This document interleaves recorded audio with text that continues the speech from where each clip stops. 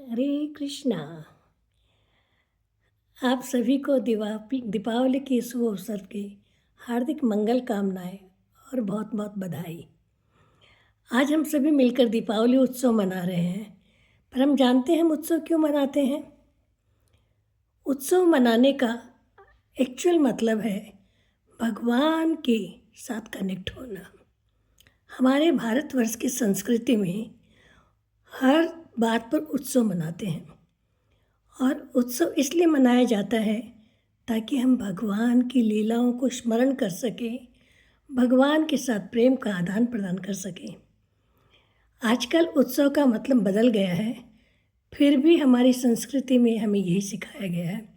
तो आइए हम देखते हैं आज का पावन पर्व दीपावली क्यों मनाया जाता है। एक तो हम जैसे जानते हैं कि भगवान राम लंका पर विजय प्राप्त करके अयोध्या वापस लौटे थे। जब भगवान अयोध्या चले गए थे तो अयोध्यावासी प्राय निर्जीव हो गए थे। जैसे कि जब प्राण शरीर से निकल जाता है तो शरीर निर्जीव हो जाता है, वैसे ही अयोध्यावासियों का हाल था। लेकिन जब भगवान लौटे तो उन्हें लगा कि मानो हमारा प्राण लौट गया हो, और उन्होंने इसे उत्सव रूप में मनाया और दीप जलाए। इसलिए हम दीपावली के दिन दीप जलाकर भगवान को आमंत्रित करते हैं कि भगवान हमारे घर आइए, हमारे हृदय में आके विराजिए। दूसरी कथा है कि आज ही के दिन भगवान कृष्ण अवतार में जब आए थे तो भगवान की दामोदर लीला हुई थी और मैया यशोदा ने भगवान को पेट पर रस्सी से एक ओखली से बांध दिया था। इसीलिए दाम का मतलब होता है रस्सी और उधर मतलब होता है पेट। तो जिस रस्सी से भगवान को पेट में बांधा गया, इसलिए भगवान का नाम दामोदर पड़ा और ये लीला दामोदर कहलाती है। इस लीला के विषय में हम सब जानते हैं, पर इससे हमें सीखने को मिलता है कि भगवान को क्या बांधना आसान है। कितनी मधुर लीला भगवान ने की और भगवान अपने भक्त के हाथों बंध गए। पर भगवान को बांधना आसान नहीं है, पर प्रेम के वश भगवान बंध जाते हैं।